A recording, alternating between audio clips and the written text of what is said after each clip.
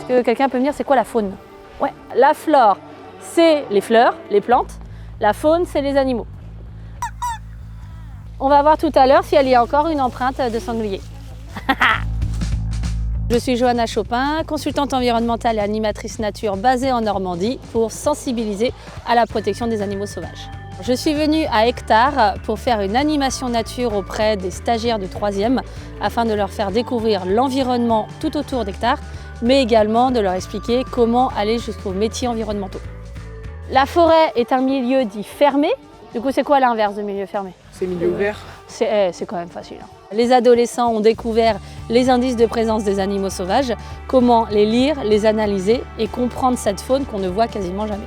Vu le bruit qu'on fait parfois, ça m'étonnerait qu'on puisse voir quelconque animal. Allez, on réduit le niveau, on parle doucement. Je m'appelle Charles-Hugues McGohan, je suis en 3e 1 au collège Philippe de Champaigne, au Ménil-Saint-Denis, et je fais mon stage à Hectare. Cet après-midi, on a fait du pistage. Ah, c'est magique le pistage, hein. Ce qui m'a surpris le plus, c'était la diversité des empreintes. Par exemple, sanglier, ça a un V, alors que les chevreuils, c'est parallèle.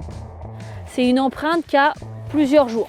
Avec ongle gauche, ongle droite, il allait comme ça. Soit on est sur une empreinte de cerf, qui est vraiment parallèle. Le chevreuil est le seul qui forme un cœur. En plus de ça, le chevreuil, à l'arrière-train, il a une tache blanche qui aussi forme un cœur. Ouais, assez mignon. Une coulée, ça nous précise en gros qu'il y a des passages de plusieurs animaux comme lapin, blaireau, sanglier. Un poil très rêche, double couleur, donc c'est du sanglier. Là, on est sur du renard. Oh, Renard gris, je le veux. La communication culpabilisante, ça faut arrêter. En vivant sur la Terre, on a un impact forcément sur la nature. Il faut juste assumer cet impact et trouver des solutions. Donc on va voir des jeunes, on leur dit vous avez un pouvoir, vous pouvez aider, vous pouvez faire quelque chose de bien et qui rapporte. Parce qu'il y a toujours cette vision en fait du métier environnemental qui rapporte que dalle. Donc on peut avoir un métier génial et avoir de l'argent qui rentre chaque mois. C'est pas du tout discordant.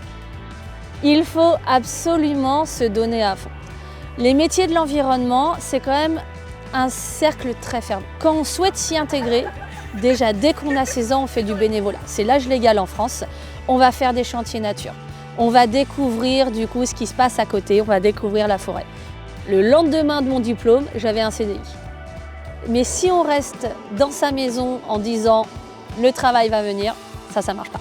Mais il faut à un moment donné se donner la possibilité de trouver une solution.